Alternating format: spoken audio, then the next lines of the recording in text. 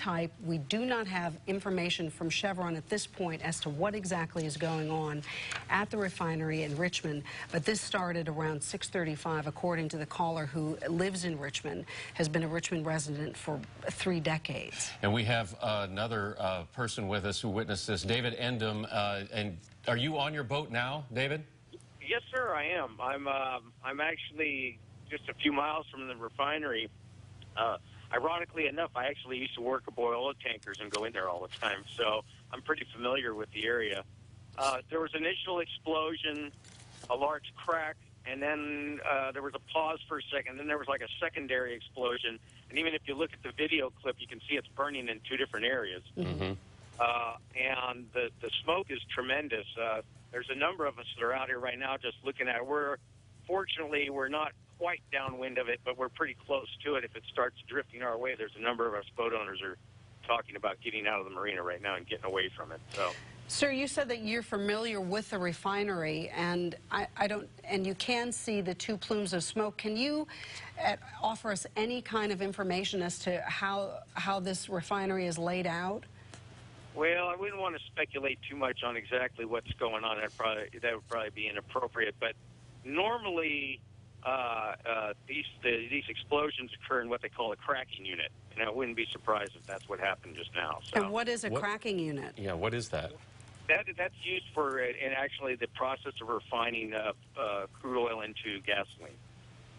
So, and those are usually where the things are most volatile. So, but I don't want to speculate too much as to exactly what's going on. I can guarantee you that this black smoke is definitely not healthy to be breathing. So. Right. So I appreciate that you don't want to speculate, but in terms of the process of refining this crude to gasoline, there has to be a significant system of shutoff valves that could keep the different types of fuel separate. Yeah, what's happened is during years ago, before they had a lot of automation, it would be a human error thing usually, and one person would spin a valve, and another person may not be aware of it, and that would set off some type of chain reaction. Nowadays, everything's pretty much under automation, so technically, everything should just go into automatic. As soon as it goes wrong, it should go into automatic shutdown. But depending on, I don't know, this looks pretty severe right here. The video is just amazing. So. All right. Well, from our vantage point, looking at this video, these fires are being fueled. They are not diminishing in any way, and the degree of smoke has not decreased at all. And it hasn't lightened in color either. It's still a very dark petroleum-based smoke too. Is that what you're seeing, David? The one thing, that's what I'm seeing, and you know what, it's just that we need to be thankful at the fact they don't actually have any tank fires going, because there is a large tank farm there, and if the tanks started going off, that would be really bad. Yeah, well, again, we are not going to speculate on that, and I'm sure, Chevron does have its own fire department. The surrounding area fire departments are on call as well. We have just been given word that there is an entire city of Richmond shelter in place for the surrounding homes and the communities around the Chevron base there in Richmond. You even see in your video right now off to the left, you see those 3 or 4 tanks up on the hill up there. If those were to ignite, that would be catastrophic. So, but it seems like the fire is pretty far away from those tanks at this point. Yeah, but everything's connected in one way or another. So. Right. Right. But anyhow, I mean, as far as I have, again, I don't know. I know they have great containment, so they may. But in a fire like this, the process is if they can't get it shut off, they just keep it contained until it burns itself out. This could go on for quite a while. Gotcha. So, did you say you worked at the refinery there? No, I used to work aboard the oil tankers. Oh, okay. And I used to go up to Valdez, Alaska, and help bring the cargoes down the coast. So. But I mean, I've been into actually all the refineries in the Bay Area, but we're all very familiar with how this stuff works. So, David, I have a question. You live on your boat? I do. I have a 40-foot sailboat that I live on. Okay, so from what we're seeing, and our camera is on top of the roof here at our studios in San Francisco, so we're looking obviously to the refinery to the northeast of us, but most of the smoke is going just straight up, pretty much straight up. However, some of it is filtering out. Are you starting to breathe that?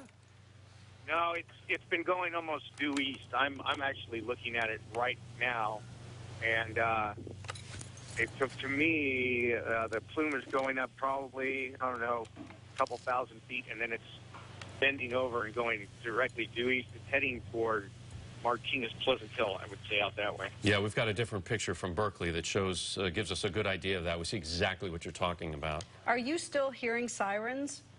No, the sirens shut off after about the first 5 minutes, but to anybody that was paying attention, there's sometimes when those fireballs go off, you can actually feel the pressure wave come across if you're pointing yourself in that direction, really paying attention to it. So and I'm several miles away. I know it's a big deal. So probably everybody's just scrambling to get into position around this thing, and everybody's going to go in real slow. If they have another explosion, you know, you can't lose firefighters.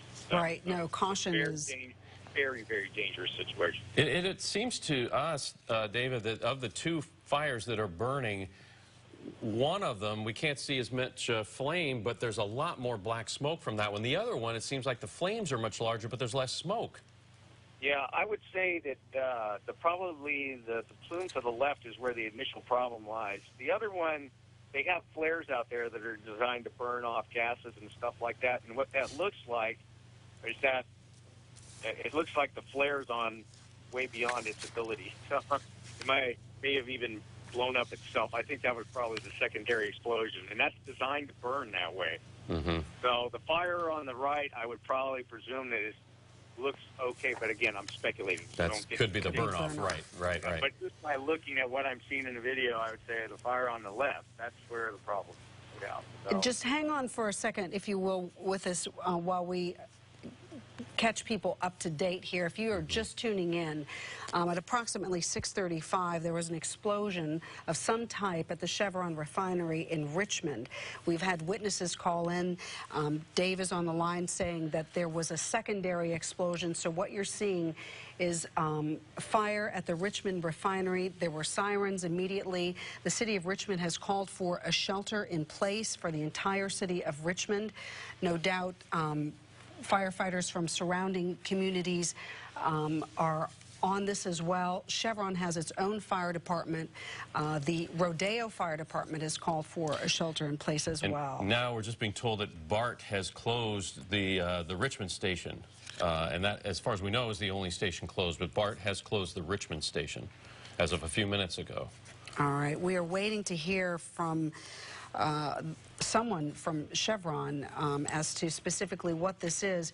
Dave is a former worker on an oil tanker and has had some degree of knowledge with refineries, and what we have spoken of in the past few moments is that one of these fires is much larger than the other. Possibly that second fire is actually burning off gases, which is something that the refinery does. They set these flares, they burn off gases within the system. So we're really not sure as to the degree of fire from what we're seeing, both of these flames. But it would be nice if we could hear from a voice of authority out of Chevron. Yeah, David, are you still with us, David? Yeah, I was trying to cut in a little bit. It looks like they're starting to squelch the big fire to the left. I would say they're probably throwing foam on it, trying to get it down. What they use is they use foam like they use on an aircraft, aircraft fire or something like that, and try to smother the flames out. And then they just try to sit there and keep it cooled down till the temperatures come down.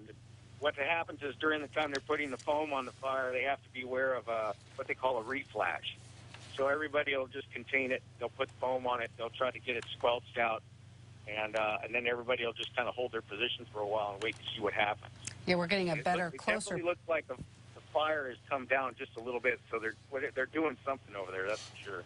Yeah, we're seeing a closer picture now from our Chopper 5. I want to alert with some information as to the shelters in place. They are for the city of Richmond, North Richmond, and San Pablo right now. And the BART station in Richmond is closed as well. So they're putting, they're putting a ring around the city of Richmond. This is the Richmond Chevron Refinery. that at approximately 6:35 there were explosions heard, and this large plume of smoke could be seen for miles. In fact, we're actually seeing it from our camera in San Francisco on some of these shots. And this is Chopper 5, which is in the air now, and indeed that second smaller fire that I was saying, you could see the flame. That is what appears to be a burn-off stack, and then the main fire is to the left, where all the thick black smoke is. But now we're not seeing flames necessarily come. Well, you can still, as we zoom in there, you can still see that the fire is actually burning, and this is where apparently the initial explosion was. And as David was saying, there was an explosion, he heard a crack, and then another explosion and followed. Certainly the degree of smoke coming off of this fire, or plume of smoke, has not diminished. And I would say, now that we've been watching it for a while, it's actually increasing in terms of the size of the smoke plume and the color. The color is starting to change, though, from totally black to now some white smoke coming out of it. And I think on the phone now with us, Bud Burleson. Bud, are you with us? Yes, I am. Hey, I understand, did you actually help build this refinery? Well, I worked out there as a superintendent for a specialty contractor for about 10 years. What you're looking at on the right, as I told the previous person, is a ground flare. That's the one that's got the tallest flame. That's doing exactly what it's supposed to do. Mm-hmm. But the one on the left is a hydro-cracking unit. That's kind of where they make, if you wish to say, gasoline and things. It sends it to other parts of the plants. But that's called a cracking unit, and that's a very serious unit to have an explosion in. If you're seeing white smoke now, that means there's water on the fire. Black smoke means fuel or something consumed. But if they're starting, I can't see it right now. I'm sitting in front of my computer. Kind of seeing both. Yeah, if you're starting to see white smoke on it, that means Chevron Fire's in there doing their part and knocking it down. If there was an explosion, it's really hard to say what sort of vessel or any sort of